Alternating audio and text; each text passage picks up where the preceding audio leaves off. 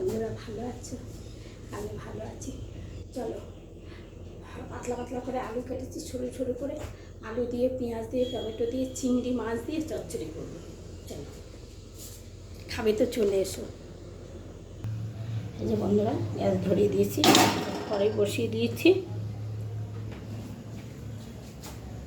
না, আমি কড়াই গরম হয়ে গেছে বন্ধুরা।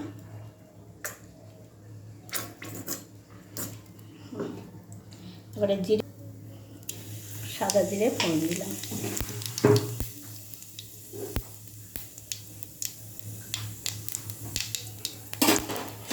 এবারে পেঁয়াজ আর আলু এই যে কেটে ধুয়ে রেখেছি, এবারে দিয়ে দেবো।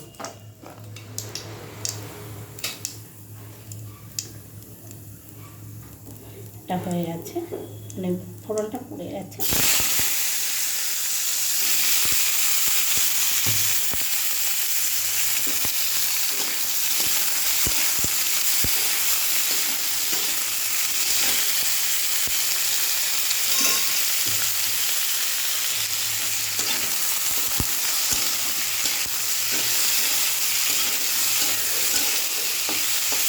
বেশি একটা ভাজবো না, হালকা মতনই ভাজবো।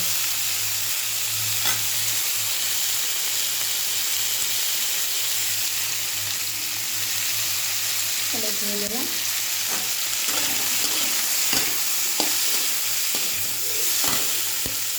আর এই যে চিংড়ি মাছ,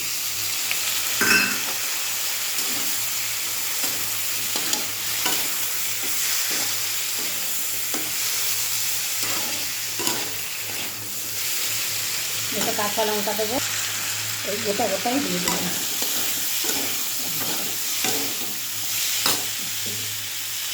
একটা টমেটো, এবং নুন দেবো অনেক মতন, নুন দিয়ে দিলাম। এবারে একটু শুকনো লঙ্কা দিয়ে দিলাম, আর কোনো মশলা দেবো না। এবারে একটু মিষ্টি দিয়ে দেবো।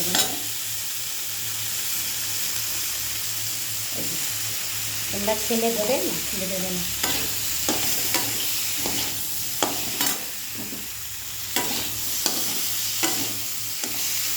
ভাজা ভাজা হয়ে গেছে, ভাজা ভাজা বলতে কষানো হয়ে গেছে।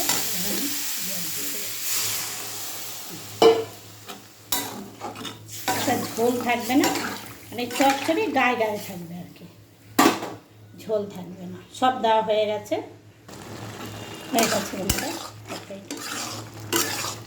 চিংড়ি মাছ দিয়ে আলু চচ্চড়ি হয়ে গেছে।